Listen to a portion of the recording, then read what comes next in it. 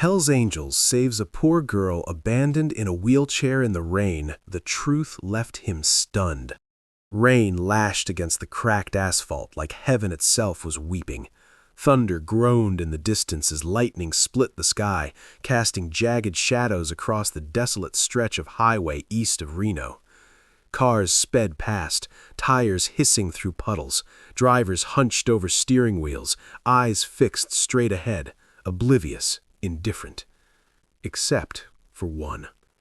Rogue Rage Malone, a grizzled Hell's Angels enforcer with a past carved in scars and silence, slowed his Harley to a crawl. Beneath his soaked leather cut, his knuckles whitened around the handlebars as his eyes locked onto a figure hunched in the ditch. A young girl, no older than 16, sitting alone in a rusted wheelchair. Her thin hospital gown clinged to her trembling body. Her eyes, wide, hollow, stared into the storm as if she'd already accepted that no one would come. No one ever did. But Rage stopped. He didn't know why. Maybe it was the way her fingers gripped the armrests, white-knuckled, desperate. Or maybe it was the memory of another rainy night, 30 years ago, when he had been the one left behind. He dismounted, boots sinking into mud, and approached slowly. "Hey," he rumbled, voice rough as gravel. "You okay?" She didn't answer, just shook her head, tears mingling with rain. Without another word, Rage shrugged off his heavy leather jacket and draped it over her shoulders. He lifted her, so light, like holding a bird, and carried her to his bike. He wrapped her in his arms, revved the engine, and roared away from that god-forsaken road, toward the nearest motel with a flickering neon sign and a room that smelled of old smoke and regret. Inside, he lit the space with a single lamp, warmed soup on a hot plate, and sat silently as she ate.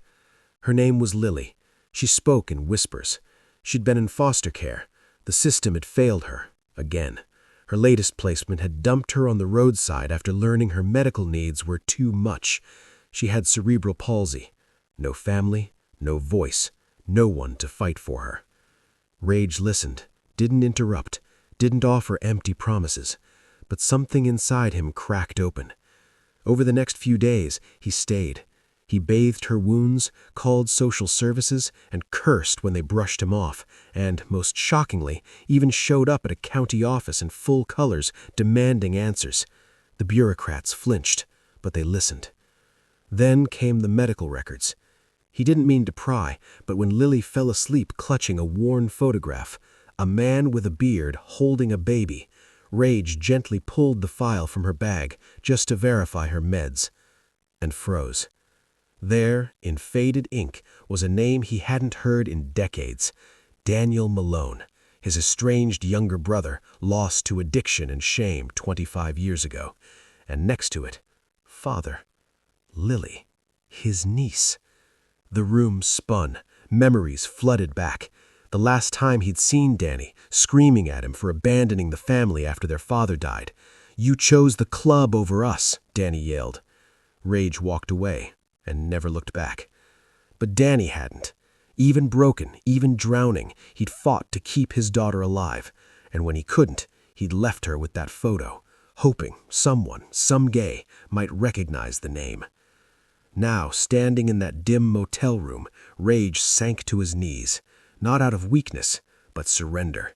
To grief, to guilt, to love he'd denied for too long.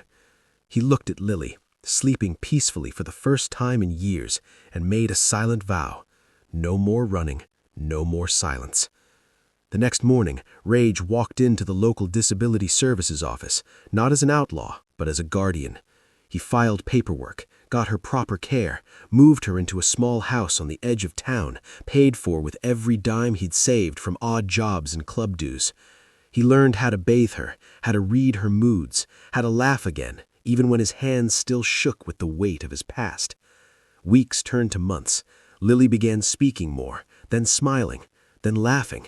She called him Uncle Rage, and it sounded like redemption. One evening, as they sat on the porch watching fireflies blink in the dusk, she asked, "Why did you stop that night?" Rage stared at the horizon, where the storm had long since passed. "Because," he said, voice thick, because some roads only lead back to who you were meant to be. If this story touched your heart, please like, share, and subscribe to ACA Storytales. Your support helps us bring more stories of hope, healing, and humanity to people around the world. Comment below. Where are you watching from?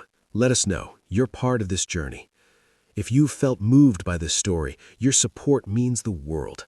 Please consider sending a star to help us reach our first 500 and keep sharing stories that heal and inspire. Every star brings us closer to building a community rooted in kindness and second chances. Thanks for watching.